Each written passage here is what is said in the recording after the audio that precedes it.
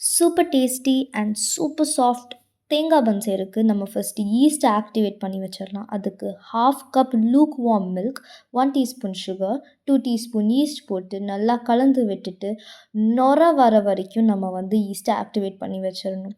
இப்போது டோ பண்ணுறதுக்கு 2 கப்ஸ் மைதா, 3 table spoon sugar, அப்புறம் கொஞ்சம் salt and 4 table spoon unsalted butter and அந்த ஈஸ்ட் மில்க் இதெல்லாம் போட்டு நல்லா ஒரு சாஃப்டான டோ வர வரைக்கும் நம்ம நல்லா பிசைஞ்சு வச்சிடலாம். நல்லா பிசைஞ்சிட்டு நம்ம ஃபர்ஸ்ட் ப்ரூஃபிங் விடுறதுக்கு ஒரு பவுல்குள்ளார அந்த டோவை போட்டு கொஞ்சம் அது மேலே எண்ணெய் தடவி 1.5 மணி நேரத்துக்கு அது அப்படியே விட்டுறணும், டபுள் ஆகுற வரைக்கும். இப்போ 1.5 மணி நேரத்துக்கு அப்புறம் இப்போ எப்படி டபுள் ஆயிருக்குன்னு பாருங்கள். இப்போது அதை சைடில் வச்சுட்டு நம்ம ஸ்டஃபிங் ரெடி பண்ணிடலாம். அதுக்கு 1 கப் கிரேட்டட் கோகோனட், கொஞ்சம் நட்ஸ் அண்ட் டூட்டி ஃப்ரூட்டி எல்லாம் போட்டு மிக்ஸி ஜாரில் 3 டேபிள் ஸ்பூன் சுகர், 3 ஏலக்காய் போட்டு நல்லா அரைச்சி ஒரு ஃபைன் பேஸ்ட்டாக கொண்டு வந்துடலாம். இப்போது நம்ம கிரேட் பண்ண தேங்காய், நட்ஸ், டூட்டி ஃப்ரூட்டி அண்ட் அந்த சுகர் பவுடர் எல்லாத்தையும் நம்ம ஒரு பவுலில் மாற்றி நல்லா கலந்து விட்டுக்கலாம்.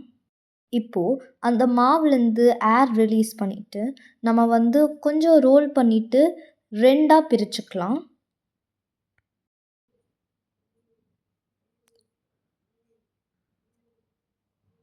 இப்போ நம்ம இதை ரொம்ப குண்டாகவும் இல்லாமல் ரொம்ப மெலிசாகவும் இல்லாமல் நம்மளோட டின் சைஸ் பொறுத்து நம்ம ரோல் பண்ணிக்கலாம். இதை இப்போது நம்மளோட டின்னில் கொஞ்சம் எண்ணெய் போட்டு க்ரீஸ் பண்ணிக்கலாம். இப்போது அந்த பேட்டரை கீழே வச்சுட்டு அது மேலே நம்ம வந்து ஃபில்லிங்ஸ் வச்சு ஃபில் பண்ணிக்கலாம். ஃபில்லிங்குக்கு மேலே இப்போ நம்ம இன்னொரு ஷீட்டை வச்சுட்டு கொஞ்சம் ஈவன் பண்ணிக்கிட்டு சைட்ஸ்லலாம் நல்லா சீல் பண்ணி வைக்கணும். அப்போ தான் அந்த ஃபில்லிங் வெளியே வராது.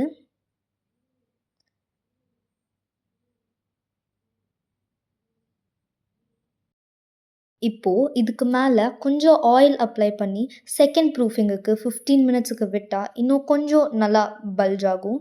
இப்போ நம்ம வந்து பால் இது மேலே போட்டு கொஞ்சம் எள்ளு டிசைனுக்காக நம்ம போட்டுக்கலாம்.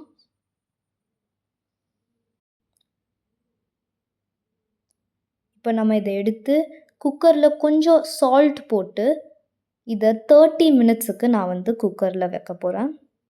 நம்ம பன் இப்போது சூப்பராக ரெடியாக இருக்குது. அந்த பால் க்ரீஸ் பண்ணனால தான் இந்த கலர் வந்திருக்கு. ஸோ அந்த ஸ்டெப் நீங்கள் மறக்காமல் பண்ணணும். இப்போது இந்த பன்னை நம்ம டின்லேருந்து எடுத்து சூடு ஆறுனதுக்கப்புறம் நம்ம வந்து கட் பண்ணணும். நம்மளோட சூப்பர் சாஃப்ட் ரொம்ப ஈஸி தேங்காய் பன் ரெடியாக இருக்குது. தேங்க்ஸ் ஃபார் வாட்சிங்.